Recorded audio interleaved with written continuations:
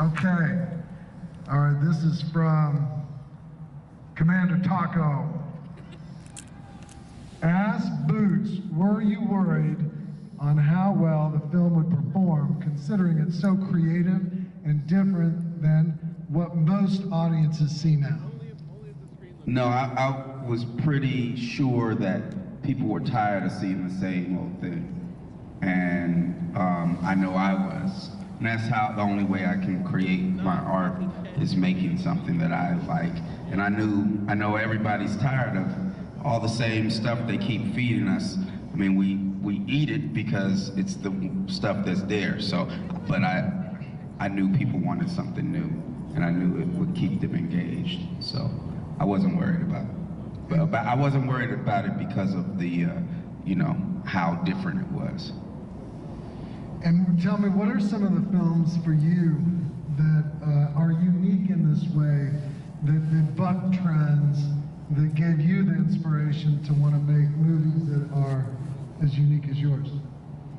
I don't know, because some of the things I think of are ones that I saw after, but like, you know, like Yorgos Lanthimos, The Lobster, and Killing of a Sacred Deer, that sort of stuff. Emir Kusturica, Underground, that's something different. Terry Gilliam, Brazil, stuff like that. Those are ones that have their own voice. There's also movies that weren't what I expected them to be, that also influenced me.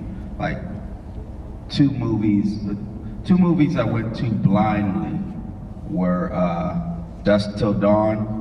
Thought it was just a, you know, Tarantino movie, and got pleasantly surprised. Also The Matrix, I didn't know what that was when I went to see it.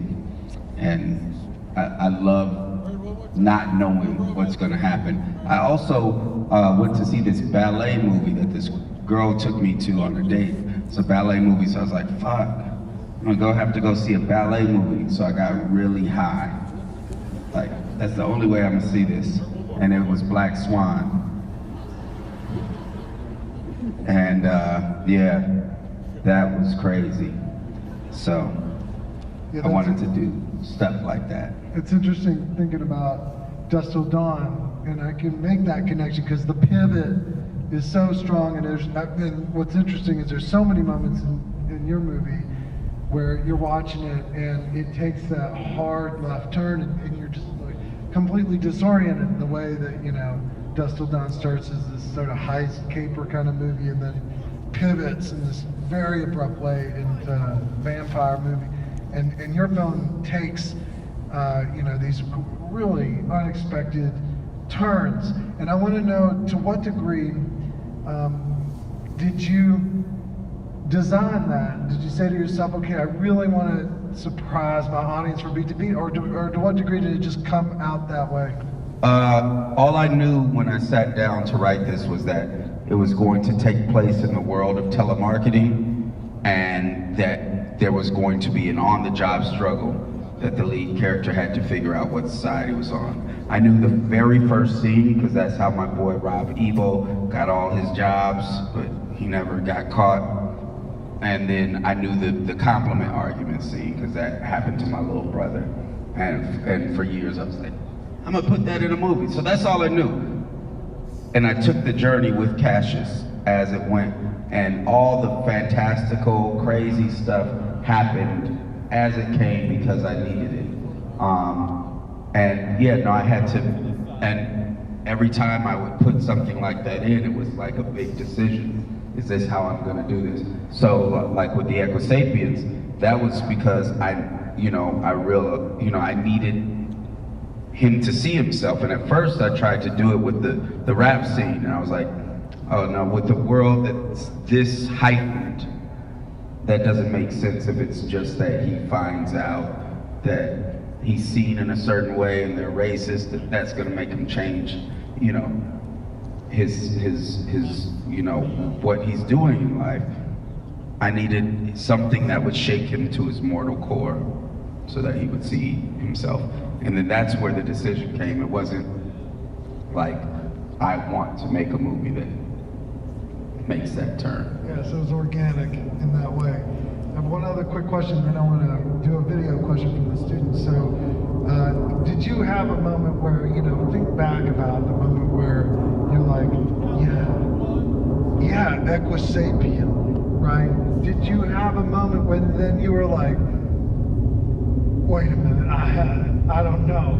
Well, like I said, I had written the rap scene, and then while I was dealing with that not being enough, I thought of it, and took me a day of like really going back and forth on it before I was like, am I really gonna do this? I don't know. Is that what, so yeah, it wasn't like a boom, let me just go any way. It was of me thinking about what that did to the story and what that did to the viewer. And I wanted to, all of these things were also about how do I keep people engaged? I wanted to make a movie where you worry that if you go to the bathroom, you're gonna miss something big. So. It's good strategy. Let's get a question from the students. We're gonna bring it up on the big board.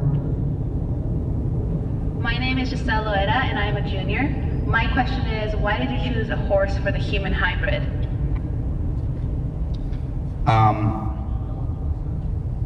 Horses are thought of, horses are thought of in our culture as being animals that are for work. And it's so much in our culture that it's in our language. It's, strong as a horse, workhorse, working like a horse, horsepower, hung like a horse. And the last part, I had a girlfriend who at the time was really into horses while I wrote this, and she claimed it wasn't sexual. And so I think that's also part of the motivation there. But yeah, I knew that if someone was, the whole purpose was to make them workers that could produce more and be stronger for those reasons. That's the thing that made sense. And maybe just ego-wise, there really aren't those things in other movies, so it's also something new. I have a question about how the film came together, and talk a little bit about someone we're really grateful to, George Rush, who helped bring you here to campus, and we want to thank George. Yeah, what's up, George? George is here. Yeah, tell us about George's involvement in the movie and what role he played. Well, George throws this karaoke party every year, this karaoke Christmas party. And so I had a plan to get him to want to read the script, which had to do with winning the karaoke contest. And so I did It's Still Rock and Roll to Me by Billy Joel. And I won Best Intentioned. And, as he came to congratulate me, I handed him a script. And George, did what producers are supposed to do. Went and pounded the pavement, banged the drum, and, threw it out to investors to see, what we could get, what bites we could get. That's great. Well, we're glad to have you here, George. And thank you for getting Boots Riley to be with us. Let's take a Twitter question, gents. Okay. This is from Jay-Z Cowboy at ASU 365C. Why did you block out Omari's character's name? Well, if I could tell you that, I wouldn't have blocked it out. It's, if I do speak of it, but seriously, if I do speak about this, there are 3 black sedans parked outside of my family's home. And upon speaking about this, the passengers in that get out and invade my home, and it's something that I can't do. So I can't talk about those things. Okay. Let's take another Twitter question.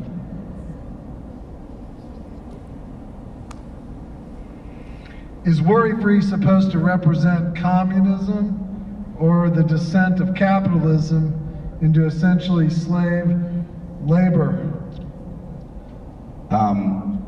It's not supposed to represent communism. If it was communism, it means that it's a world where the people control the wealth that they create with their labor.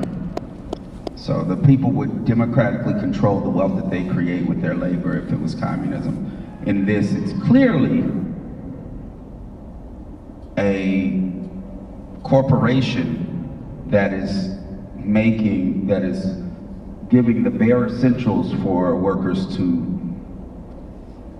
live another day to work in order to make a profit. So it represents, a lot of what I do is exaggerate contradiction, and this isn't really that big of an exaggeration. Worry-free exists under capitalism in other countries right now, right?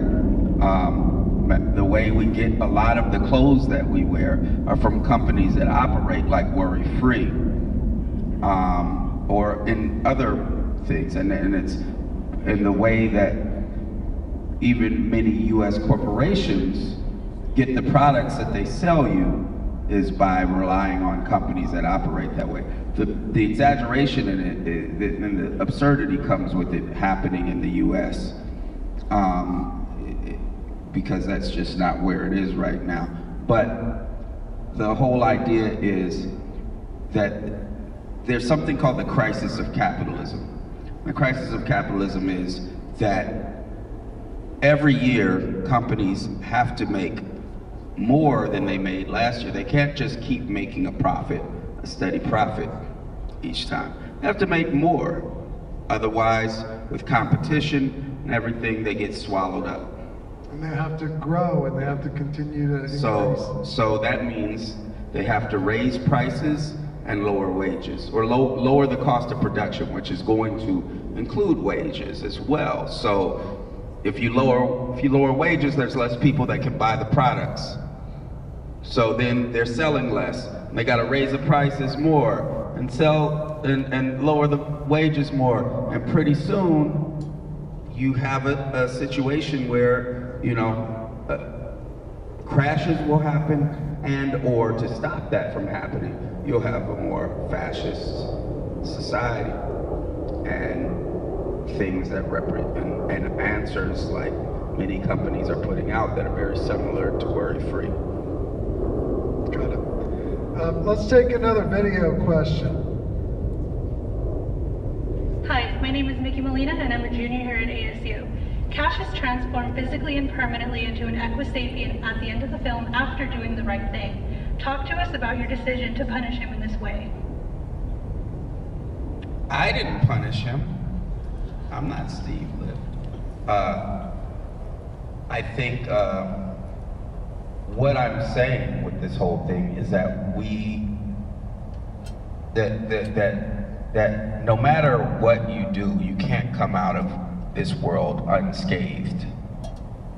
But all the oppressive and exploitive things that we go through and the ways that we're changed are also possible things we can use in order to organize and fight and get rid of this system.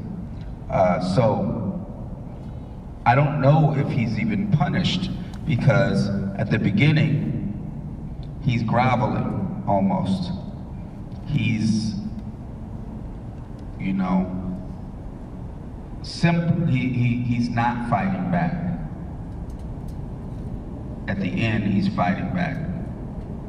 So, if I were to choose, I'd rather be Cassius at the end than Cassius at the beginning. So I think that it also says the fight keeps going on. It's not, you don't ever get to something where that's the end. Even if there's a revolution, there's still more struggle to be had and more things to keep going. You have to keep, things have to keep pushing forward. And so, yeah, you can get to a better place, but you still have to keep going. Let's take a Twitter question. All right, this question is, why do Detroit's earrings matter? Well, I think that Detroit is a person that wants to make a statement in however she can. She wants to get, she understands that everything is some sort of performance, and she wants to take hold of that and say things at all times. Any wall she could do something with, any part of her body, all of it is something she's saying something with. And I looked for ways to talk about people and things, characters and ideas in the movie that weren't just through dialogue. Because often you can come with something that's very expositional, that says all of this stuff about that character, and then people are like, oh, we know about that character, but you don't feel that character. You just know about it. And so that was something I wanted you to feel certain things about her, and that we see that through her actions and all of that. All of her earrings that had words on it were song lyrics from people that were, most of them are ones from people that are trying to do something and change the world, and some of them have to do with what's happening at the time. The last earring she's wearing say Bella Ciao, from the song of the same title, Bella Ciao, that is about someone saying goodbye, and that they're gonna go off to fight the fascists, and they may not be returning. And so those are the earrings that she's wearing right before Cassius does go off to fight. I want to ask about a unique aspect of the movie, because you're dealing with some serious themes, like saying goodbye before you go fight the fascists, right? It's a very heavy topic that runs throughout this film. It's a biting social satire. It has searing social commentary, but there's also in this movie a real sweetness. And when we talked this afternoon about their relationship, having that sweetness, and how she's given him a piggyback ride in that one scene, and there's something very dear about that. And I want to know to what degree were you thinking about that and the creation of this piece of art? Well, definitely, I knew that for us to feel that that world was real, we needed to feel that Cassius and Detroit's relationship was real. And so even with casting it, like, there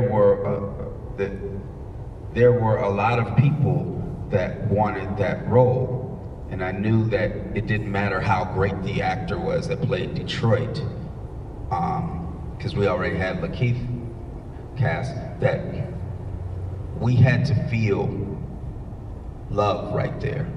We had to feel that between them.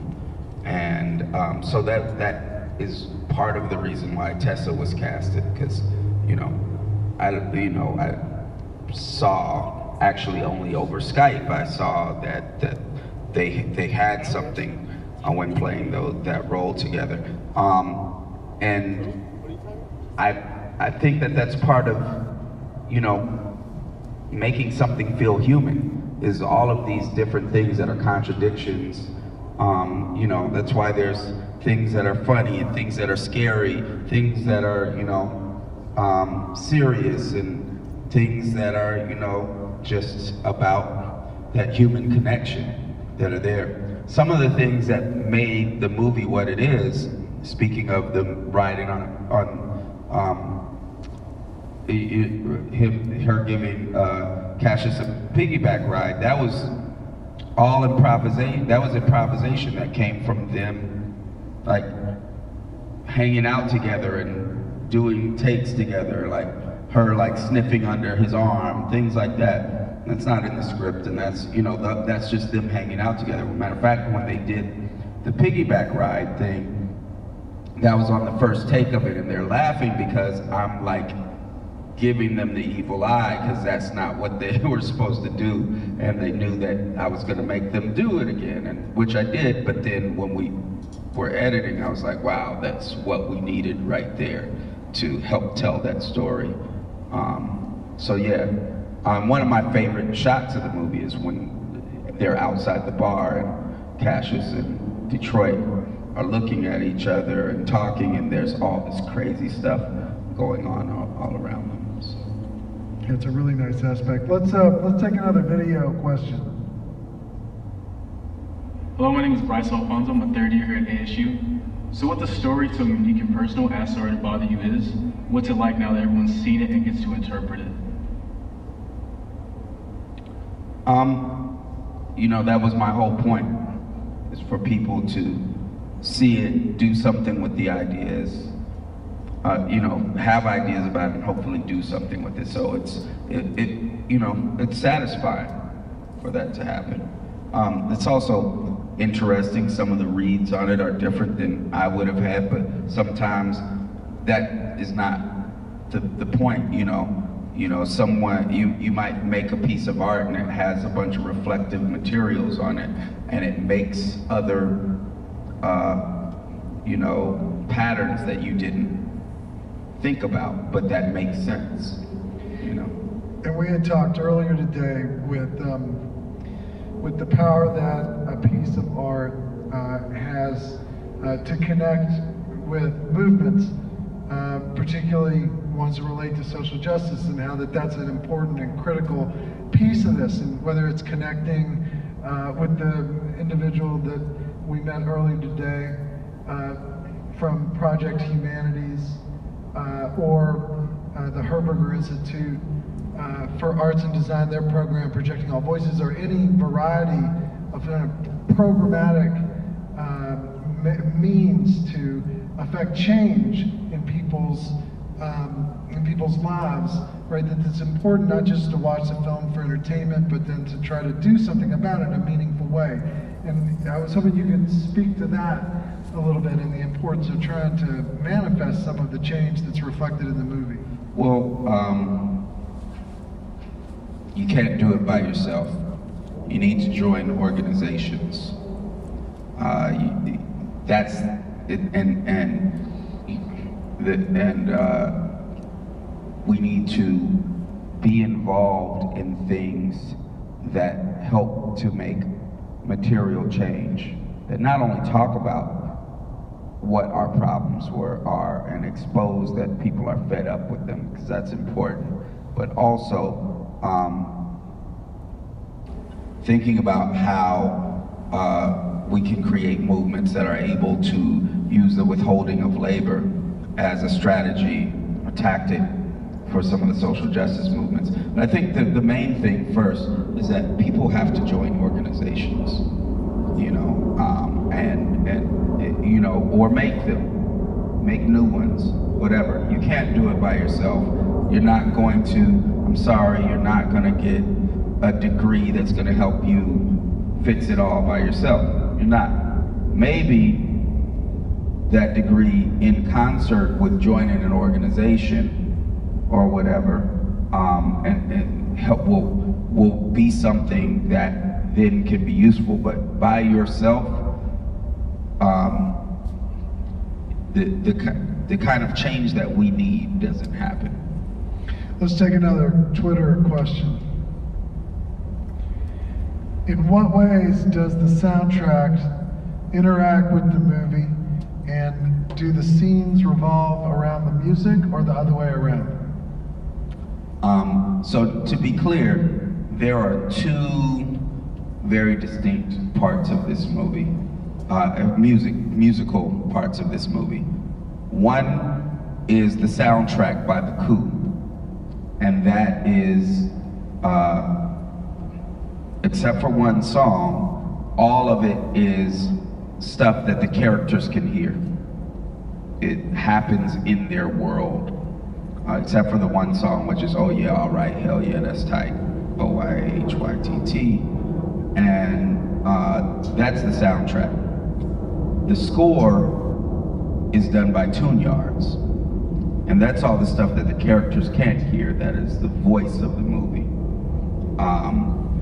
But yeah, the soundtrack to it is actually something that, and even the soundtrack is something that we made to go into the movie. It wasn't like this isn't a musical where we've made scenes that fit to the song, and the reason for the scene is the song. This is, the songs, the reason for them are is the movie. So we're about to take another video question, but I just want you to look over your shoulder and see how many people. Sun Devils, give Boots a big shout out. That's a lot of people sticking around. This is awesome. Thank you. I know it's cold for y'all. It's not cold for the Bay Area, but it's cold for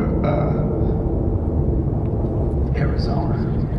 Let's do a video question. Hello, my name is Marco Alexis, and I'm currently a senior. What other projects do you have going on right now? Is there anything else that you would like to share with the world? I can share some generalities. I'm doing a TV show. I'm writing and directing the pilot, and will be involved in the full series that is produced by this guy, Michael Ellenberg, and his studio Media Res. Michael Ellenberg brought Game of Thrones to HBO. So, doing that. I'm writing and directing an episode of Guillermo del Toro's horror anthology called 10 After Midnight for Netflix. And it's basically like,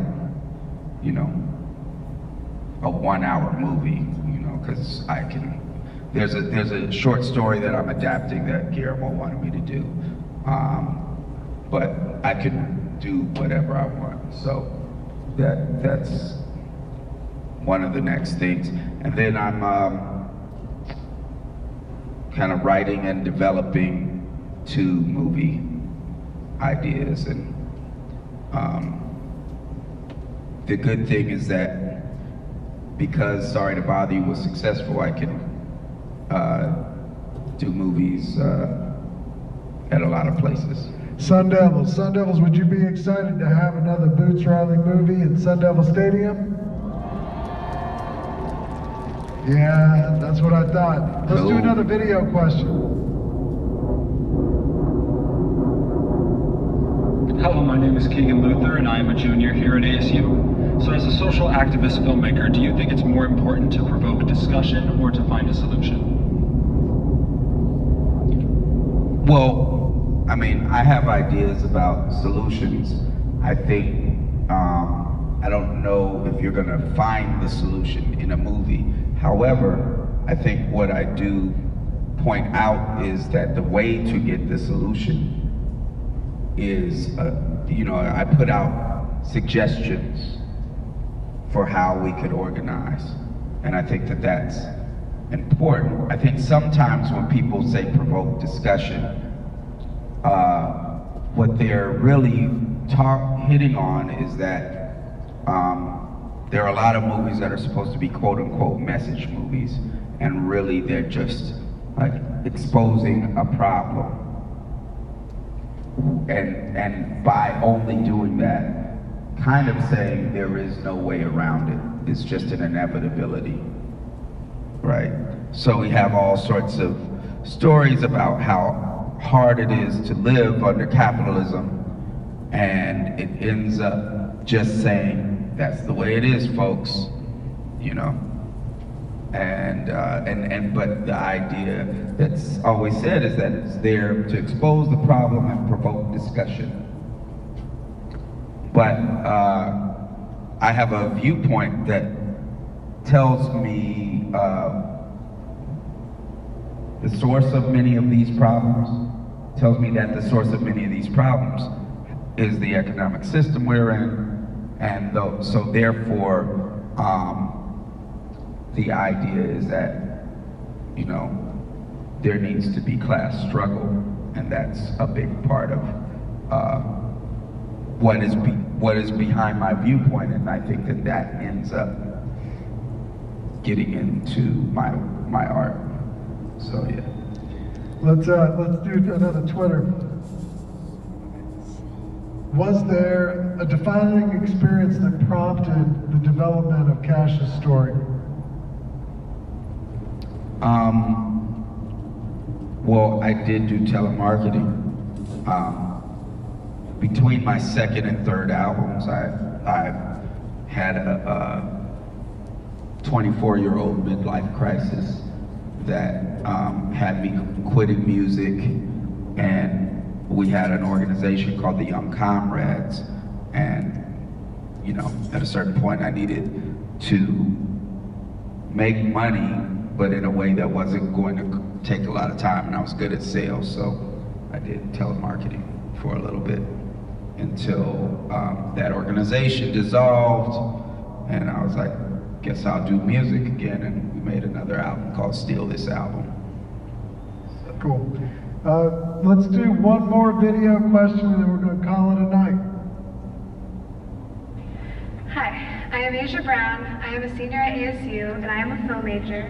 And I was wondering, what advice have you gotten from fellow artists that have helped you in your career?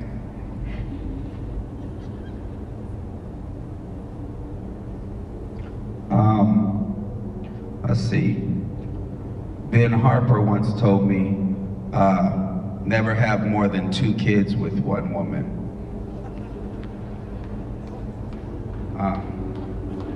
That's helped me. Because it's bad for her, kind of is burdening someone with a lot of kids. And let's see, around, as far as art is concerned, I don't know. I mean, there is an answer to that, but it's hard to separate the advice I've gotten from other from other folks that aren't necessarily artists, and what I've just gotten from life and from people about what you do. Yeah, you know, a lot of my the advice I've gotten has been like from organizers or you know, folks that don't do music. I've always like looked for that and haven't necessarily found it.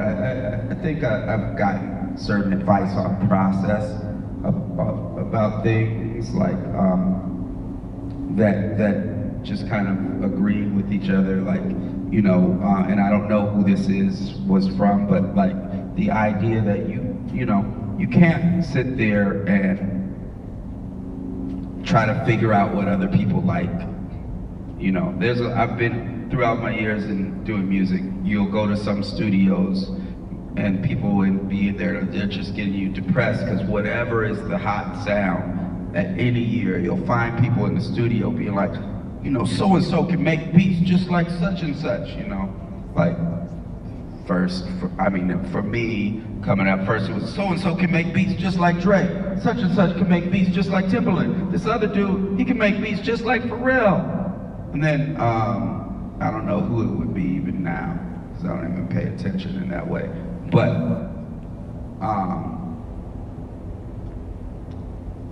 you know, when you get into that stuff, you stop deciding what you like, and you start trying to figure out what everyone else likes, and then you're lost.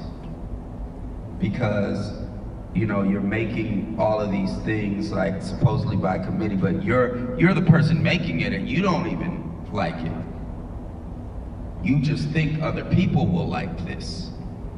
And so you start losing touch with figuring out what you like. And funny, with movies, what I've been seeing is that a lot of movies get made that way. There's a producer who has like an idea that something will sell. They're not passionate about it enough to, like, you know, spend the months writing it themselves or whatever, but they have an idea of something that will sell. So then they go, and nobody has written it. So they go and they hire somebody to write it that really didn't come up with the idea, but is doing it because they're getting paid. And they turn in something that may be okay, but then they hire a director who didn't have the idea to do it and wouldn't have do it unless they are getting paid either. But everybody's going based on, well, I guess somebody else will like this or whatever. Sometimes the director will be like, I need to rewrite it so the script doesn't suck as much as it does, you know. But there's nobody in it that's passionate about the thing, that's driving it. And there's so many projects like that in the film industry right now, because I get emailed, it's part of it sometimes, and there's nobody who's like, I really need to see this happen. But it's just somebody that I think this would be good, I think this would be popular, because I think someone else will like it. And so I would say, don't do stuff like that, you know. But I think that wisdom has been imparted to me by folks. So do your own thing. Is that what you're saying? I guess. Yeah. Be in touch with what gets you excited. You know, because sometimes it's hard to, I think doing that process of that makes you lose sight of what gets you excited. And that doesn't mean don't take advice from other people and don't get other people's opinion. Definitely do, but also understand, and you know, but understand that, you know, it's your life is yours to fuck up, you know. And better you fucking it up than somebody else fucking it up for you. Yeah. What do we think of that wisdom, Sun Devils? Do we have time for one more video question? Let's do one more video question.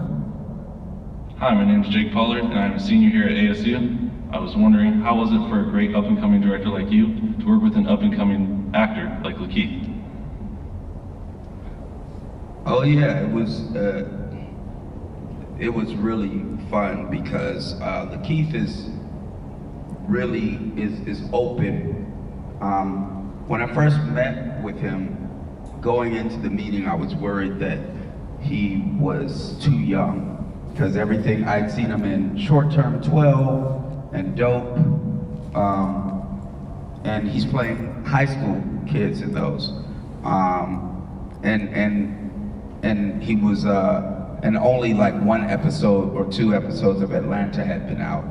So when I saw that, I was like, cool, okay, maybe. But when I met him, I figured out that he was an old soul, and he was also crazy enough to really want to go for it. And what I also saw in him through our conversations was that a lot of actors that I met with, they were interested in getting a great role, getting a better role, and they thought of themselves as, you know, getting from this one good role to that good role and getting noticed and doing that. But what I noticed about Lakeith was that he was interested in becoming a better actor, which is different. Not saying that he didn't have ambitions and wanted to, but he was wanting to do that through becoming a better actor, through observing other actors he was working with, through taking classes still.